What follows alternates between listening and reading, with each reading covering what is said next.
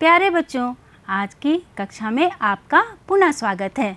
आज हम लोग पुनः कक्षा 6 के सामाजिक विषय की पाठ्य पुस्तक हमारा इतिहास और नागरिक जीवन के इतिहास भाग से पाठ का नाम महाजनपद की ओर पाठ 7 का अध्ययन करेंगे। बच्चों, इस पिछले भाग में जो हम लोगों ने बताया ही था कि इस भाग को हम 3 भागों में जानेंगे, तो दूसरे भाग का अध्ययन आज हम लोग कर लेते हैं।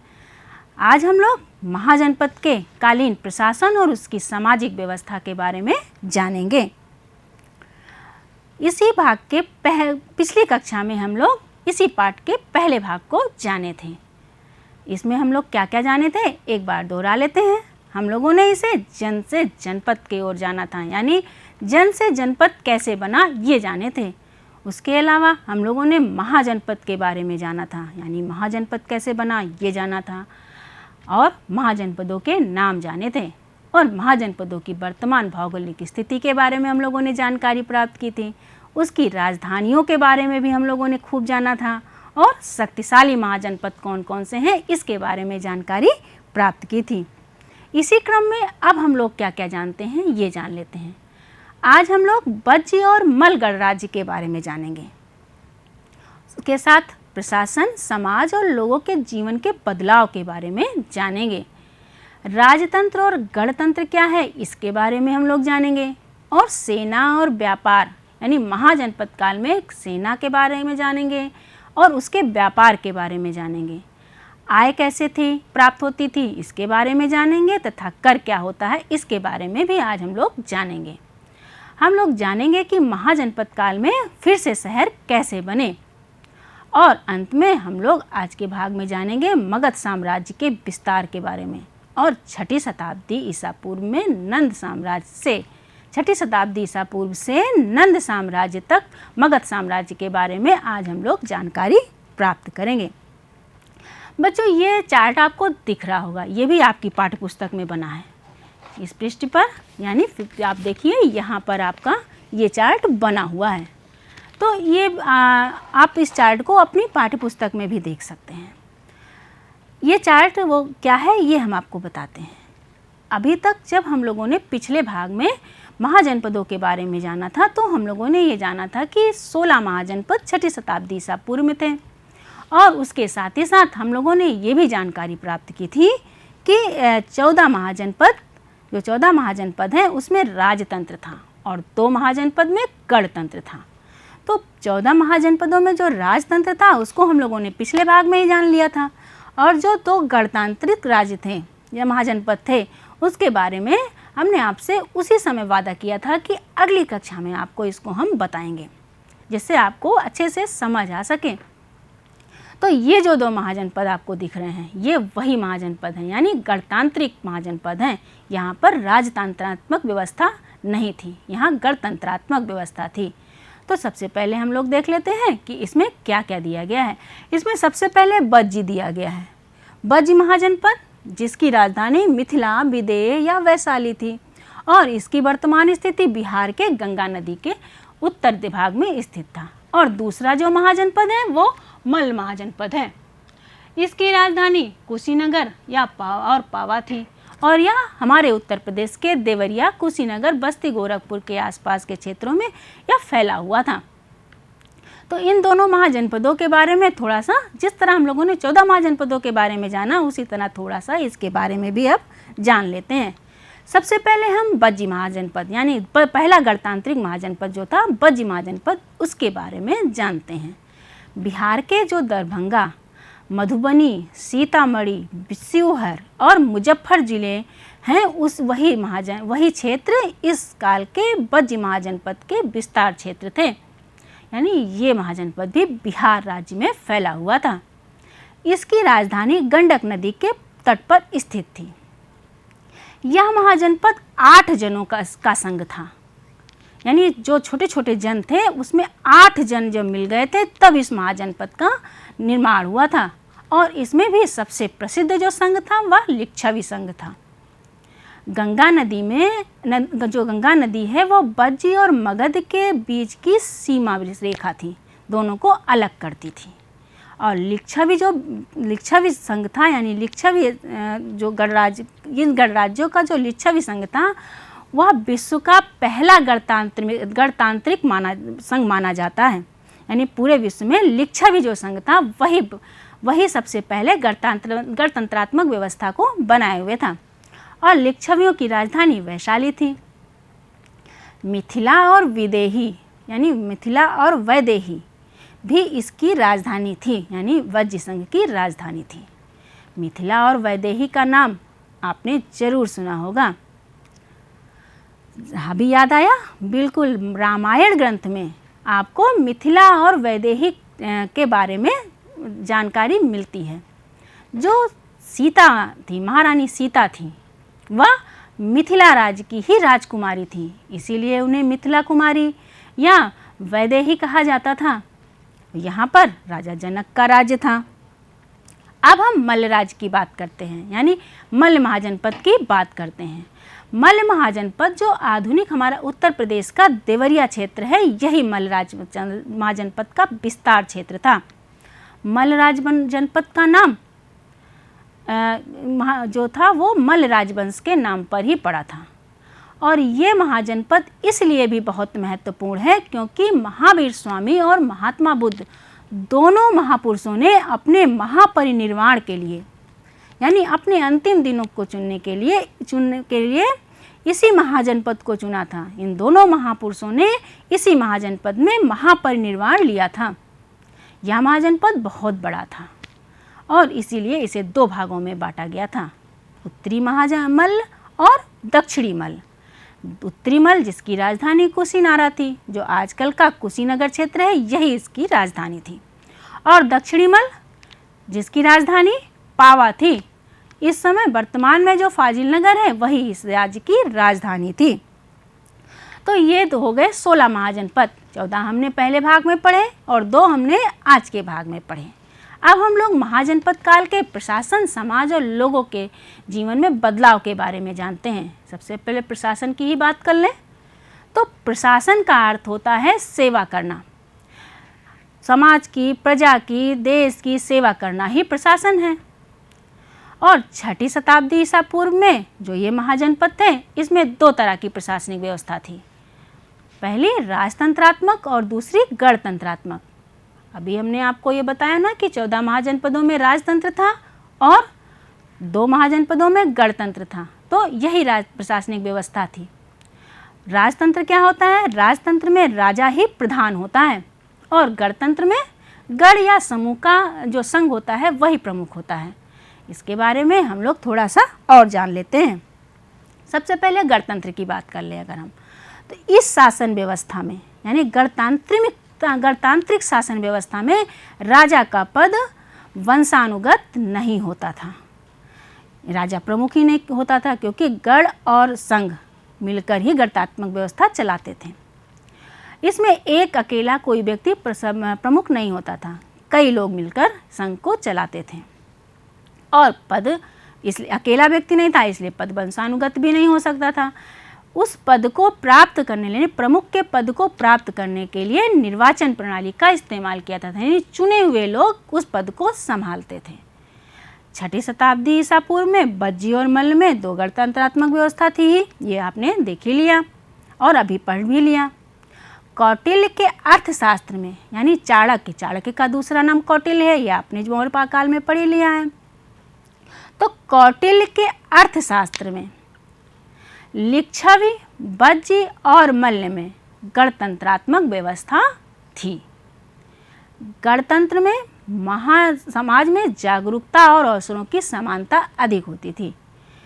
कोई भी व्यक्ति किसी तरह का व्यवसाय कर सकता था, कोई कार्य कर सकता था। यहाँ पर किसी को कोई रोक टोक नहीं थी, इसलिए समाज जागरूक भी था। महावीर स्वामी और महात्मा बुद्ध द्वारा इन्हीं गणतंत्रों से संबंधित माना जाता है। महावीर स्वामी यानी जैन धर्म और महात्मा बुद्ध यानी बौद्ध धर्म के जो ये दोनों महापुरुष थे, इनका तो जैसे महावीर स्वामी थे, उनका जन्म ही लिच्छवी गणराज्य में हुआ था और महात्मा बुद्ध का जन्म शाक्य गणराज्य में हुआ था। उसके अलावा मल्ल गणराज्य में इन लोगों ने अपने अंतिम सांस ली थी।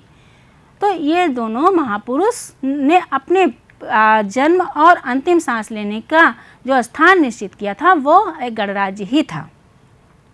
अब हम राजतंत्र की बात करते हैं। राजतंत्र संसार की सबसे पुरानी शासन प्रणाली है।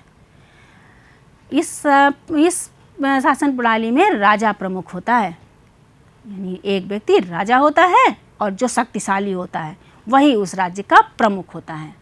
और यह पद तो वंशानुगत होता है, यानी राजा का बेटा राजा बनेगा, उसका बेटा राजा बनेगा। स्थिति कहीं कहीं जब अलग होती है, जब राजा का बेटा कमज़ोर होता है और कहीं दूसरा व्यक्ति उस राजा के बेटे को की हत्या कर देता है या उसे बंदी बना लेता है और तब जाकर वो उस राज्य को प्राप्त करता है, वरना यह पद वंशानुगत ही था।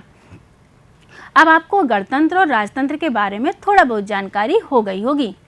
अब हम लोग महाजनपदकालीन राजतंत्रात्मक व्यवस्था के बारे में जानते हैं। इस काल तक आते आते राजा की शक्ति बहुत बढ़ गई थी। राजा एक अति विशिष्ट व्यक्ति बन गया था और राजा समाज का रक्षक भी माना जाता था। जो वह अति विशिष्ट व्यक्ति था तो उसका कार्य क्या था, वो उसको अपने प्रजा की रक्षा करना होता था, अपने राज्य की रक्षा करना होता था। इसलिए राजा को समाज का रक्षक माना जाता था। राजा बड़े ही शान शौकत के साथ रहता था और बड़े हाथियों पर बैठकर चलता था, घोड़ों पर बैठ के चलता था। इसके अलावा राजा का प्रमुख कार्य और क्या था ये जान लें। राजा का प्रमुख कार्य था अपनी प्रजा की रक्षा करना, हर तरह से रक्षा करना। कि किसी का कोई विवाद हो जाए तो उसके साथ न्याय करना और साथ ही साथ बाहरी आक्रमणों से अपनी प्रजा की रक्षा करना। इसके अलावा राज्य में शांति व्यवस्था स्थापित करना भी राजा का कार्य था। राजा अपने प्रजा के कल्याण के लिए रात दिन लगा रहता था। उसका यह भी कार्य था कि अपने कल्याण कार्य करते रहना।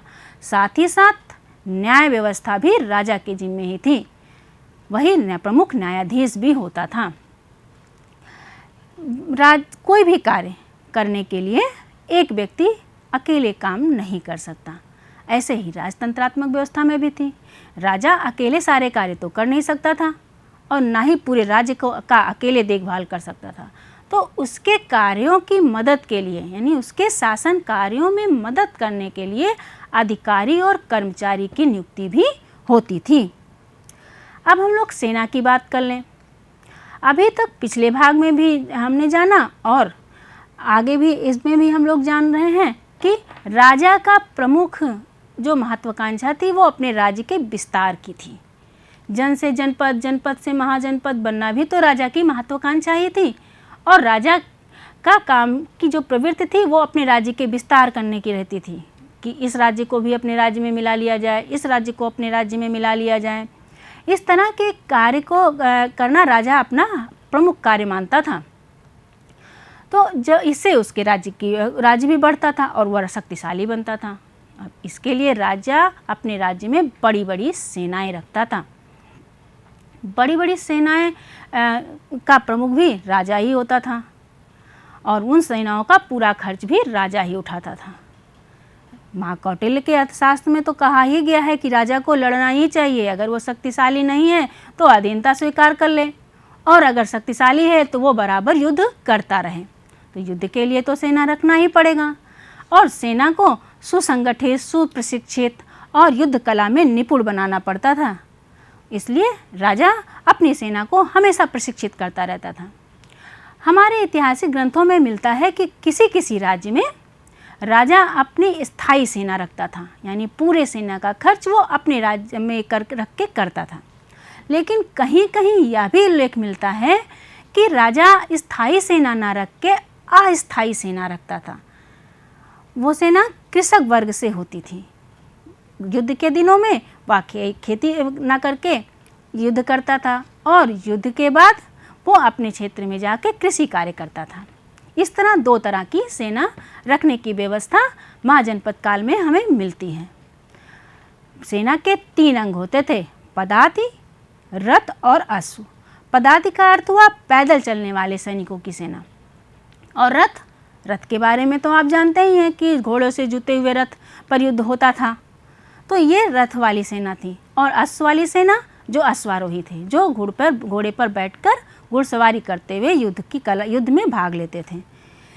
सेना का प्रमुख कार्य अपने युद्ध करना ही नहीं था, उसका प्रमुख कार्य था, उसका एक और प्रमुख कार्य था, वह अपने देश में यानी अपने राज्य में शांति व्यवस्था भी कायम करती थी और नियमों को मनवाने का कार्य भी करती थी, उपद्रवियों को दबाती थी।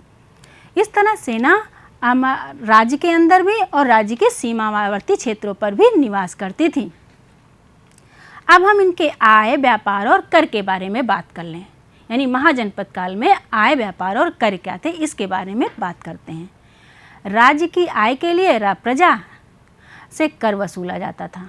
अब इतनी बड़ी किलेबंदी युक्त राजधानियाँ और इतनी बड़ी सेना और कर्मचारी आदि के खर्च के लिए तो धन की आवश्यकता होगी ही।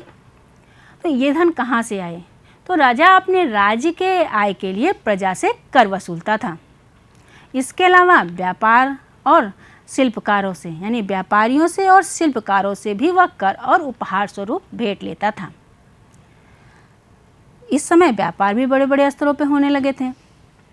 लोहे का ज्ञान इन लोगों को खूब हो गया था, जिसके कारण कहीं कहीं उल्लेख ये भी मिलता है कि बड़े बड़े लोहे के जलयान बनाए गए थे और देश विदेशों से भी व्यापार होते थे। तो इन व्यापार से भी इसको कर की प्राप्ति होती थी। इस काल तक आते आते, यानी 6ठी शताब्दी ईसा पूर्व तक आते आते वस्तुओं की खरीद फरोख्त या कर्मचारियों का वेतन तथा व्यापार में जिस चीज़ का प्रयोग होता था वह रुपए और पैसे के द्वारा होने लगा था। अभी तक वस्तु विनिमय की बात होती थी, लेकिन अब रुपए पैसे से लेन देन प्रारंभ हो गया था। और इस काल में जो सिक्के होते थे उसे निष्क कहा जाता था या स्वर्ण कहा जाता था। ऐसा उल्लेख हमें ग्रंथों में मिलता है। बड़ी बड़ी सड़कों से व्यापार काफ़ी वृद्धि हो गई थी। हमारे देश में, यानी हमारे भारत देश के जो ये महाजनपद थे, इनका व्यापार ईरान, मध्य एशिया और दक्षिण पूर्व एशिया से भी होता था। यहाँ के लोग, यहाँ के व्यापारी हमारे भारत देश आते थे और व्यापार करते थे। इस काल तक आते आते शिल्पकार और व्यापारियों ने अपना एक अलग संगठन ही बना लिया था, जिससे कि उनके व्यापार में खूब सारी वृद्धि हो, और इसी संगठन के कारण ये अपने को मजबूती प्रदान करते थे। अब हम फिर बने शहर की बात करते हैं। सबसे पहले बच्चों, हम लोगों ने देखा था कि जब सिंधु घाटी सभ्यता का अध्ययन किया था तब देखा था कि सिंधु घाटी सभ्यता एक शहरी सभ्यता थी, लेकिन यह सभ्यता अचानक से समाप्त हो गई और जो अगली सभ्यता हमारे देश में आई वह थी वैदिक सभ्यता। वैदिक सभ्यता में नगरीय सभ्यता होने के कोई अवशेष हमें नहीं मिलते हैं। यहाँ यह सभ्यता ग्रामीण सभ्यता के रूप में जानी जाती थी। लेकिन जब धीरे धीरे हमारे क्षेत्र का विकास हुआ, विस्तार हुआ, यानी 6ठी शताब्दी ईसा पूर्व तक आते आते हमारे जो नगरीय संस्कृति वो धीरे धीरे शहरों में बदलती गई और पुनः शहर बनने लगे।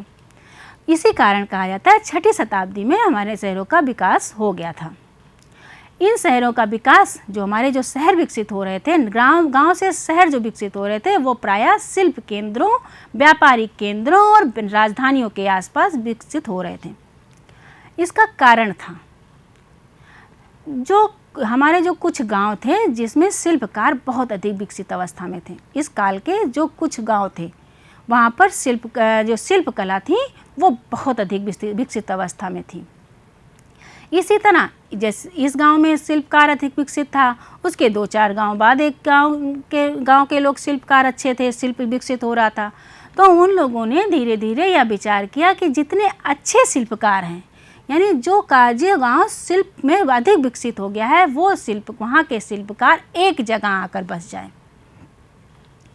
तो जब वो लोग वहाँ से उठ के एक जगह आकर बस गए और वो स्थान उन लोगों ने चुना जहाँ से कच्चा माल आसानी से प्राप्त हो सके और उनका बना माल आसानी से बिक सके या देश विदेश जा सके, उन्हें हर तरह की सुविधा हो, यातायात आवागमन की भी सुविधा हो।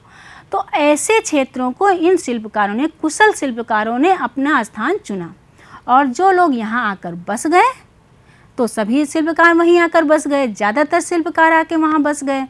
जब वो स्थान बस गए तो धीरे धीरे वह स्थान विकसित होने लगा और शहर के रूप में बदलने लगा। तो अभी हमने बताया कि वह जब शहरों का विकास हुआ तो वो ज़्यादातर शिल्प केंद्रों, व्यापारिक केंद्रों और राजधानियों के आसपास विकसित हुआ। इसका यही कारण था, क्योंकि शिल्पकारों को कच्चा माल आसानी से यहाँ प्राप्त हो जाता था और बना हुआ माल आसानी से बिक भी जाता था, देश विदेश चला जाता था, जिसके कारण जो शहर विकसित हुए वो इन्हीं क्षेत्रों में विकसित हुए। इसके बाद जो व्यवसाय लोग करते थे, हमारे यहाँ जो व्यवसाय होता था इस काल में, वो जो व्यक्ति था, जो शिल्पकार था, वही व्यवसाय अपने पुत्र को भी सिखाता था।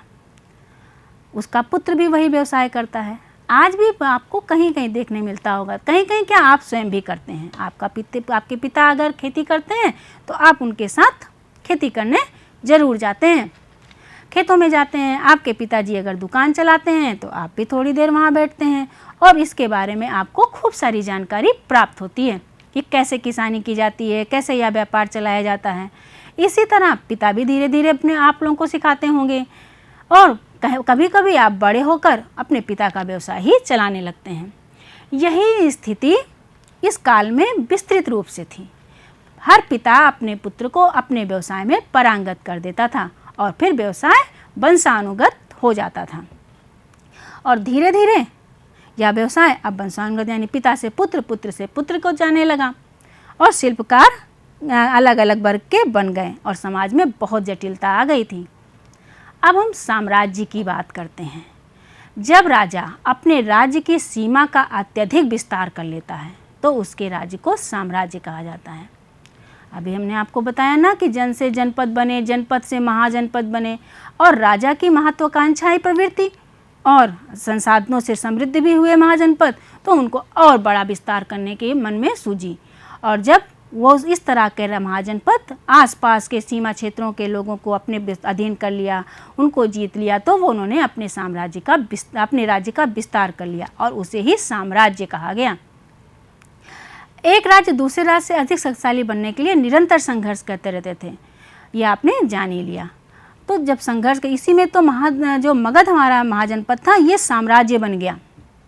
मगध महाजनपद के साम्राज्य बनने का यही कारण था। इसके अलावा संघर्ष के साथ साथ राजा अपने राज्य का क्षेत्र और प्रभाव बढ़ाने के लिए कई तरीके अपनाता था, जिसमें से दूसरे राज्यों से मित्रता करना एक था।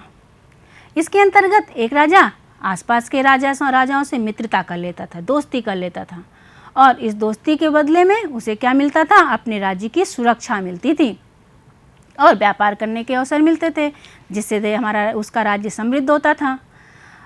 और साथ ही साथ दूसरा कारण जो था, शादी से रिश्ते बनाना। इस काल की यानी महाजनपद काल की एक प्रमुख विशेषता ही यही थी। शादी करके रिश्तों को बनाते थे और अपने क्षेत्र का विस्तार करते थे, सुदृढ़ बनाते थे। इसके कई फायदे थे। किसी राज्य की राजकुमारी या राजकुमार की शादी हो जाती थी तो एक तो वो राज्य अपने संबंधी पर आक्रमण नहीं करता था और उसको हमेशा मजबूती प्रदान करता था। दूसरे, जब कोई और राज्य उसके संबंधी राज्यों पर आक्रमण करता था तो वो उसकी सहायता के लिए अपनी सेना लेकर वह राजा पहुंच जाता था। साथ ही साथ विवाह के समय उपहार स्वरूप वो कई राज्यों को भी अपने क्षेत्र में उपहार स्वरूप कई राज्यों को भी के क्षेत्र को दे देता था। अपने राज्य के कुछ क्षेत्र उपहार में भी वो देता था। तो क्या होता है, इस स्थिति में जो राजा वैवाहिक संबंध स्थापित करता था उसको बहुत सारे फायदे होते थे। इसलिए इस तरह का संबंध महाजनपद काल में बहुत देखने को मिलता है। तीसरा जो हमारी स्थिति थी वो संधि करना। जो राजा था वो अपने राज्य को प्रभाव बढ़ाने के लिए संधि करता था। किसी राज्य से राजा अपने बगल राजा के राज्य से अपनी संधि स्थापित कर लेता था। संधि की कुछ शर्तें होती थीं, शर्तों के तहत वो संधि होती थी। शर्तों में जैसे आप हमारे राज्य पर आक्रमण नहीं करेंगे, बाहरी आक्रमणों से हमारी सुरक्षा करेंगे, हमें मुसीबत के समय मदद करेंगे, इस तरह के जो मसौदे तैयार होते थे उस पे हस्ताक्षर होकर या मोहर लगकर संधि के नियम बनाए जाते थे। इसके अलावा सीधा आक्रमण करके भी वह अपने राज्य के क्षेत्र का विस्तार करता था। अभी हमने आपको बताया है कि ये लोगों की महत्वाकांक्षा थी कि अपने राज्य का विस्तार करना, अपने राज्य को बड़ा बनाना, मजबूत बनाना, शक्तिशाली बनाना, तो वो सीमा का विस्तार करना प्रारंभ कर देते थे। यह जो दिख रहा है आपको मानचित्र, यह मानचित्र आपकी पाठ्य पुस्तक में भी दिखेगा। इसके बारे में हम आपको ज़्यादा कुछ नहीं बताएंगे। देखिए ये आपको मानचित्र आपका पाठ्य पुस्तक में बना हुआ है। इसमें उन्हीं 16 महाजनपदों के नाम दिए गए हैं और प्रमुख महाजनपदों के नाम दिए गए हैं, और इसके अलावा कैसे एक साम्राज्य बना मगध साम्राज्य, इसके बारे में भी दिया गया है। अब हम मगध साम्राज्य की अगर बात करें तो 6ठी शताब्दी ईसा पूर्व में मगध सबसे शक्तिशाली साम्राज्य बन गया था। इसकी स्थापना में यानी 6ठी शताब्दी ईसा पूर्व से नंद के साम्राज्य की स्थापना तक मगध में क्रमशः 3 राजवंशों का शासन था, हर्यक वंश, शिशुनाग वंश और नंद वंश। और इन तीनों को अगर मिला लिया जाए तो इनका शासनकाल 220 वर्षों तक रहा है। मगध साम्राज्य के शासकों ने अपने साम्राज्य को विस्तार के लिए अनेक नीतियाँ अपनाई थीं। इसी के लिए इन्होंने विशाल सेना भी रखी थी और जिसमें हजारों घुड़सवार और हाथी थे। अब हम इन तीनों महाजनपदों के इन तीनों वंशों के बारे में थोड़ा थोड़ा जान लेते हैं। सबसे पहले हर्यक वंश है। हर्यक वंश की स्थापना बिंबिसार ने की थी और बिंबिसार ने गिरिव्रज को अपनी राजधानी बनाया था। कहते हैं मगध साम्राज्य का वास्तविक संस्थापक बिंबिसार ही था और इसका पुत्र अजातशत्रु एक प्रतापी शासक था। बिंबिसार महात्मा बुद्ध का मित्र भी था और संरक्षक भी था।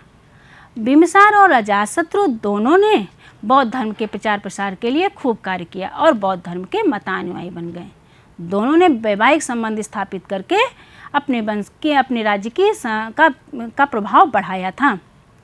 अजातशत्रु के कार्यकाल में राजगृह में बौद्ध स्तूप का भी निर्माण हुआ था।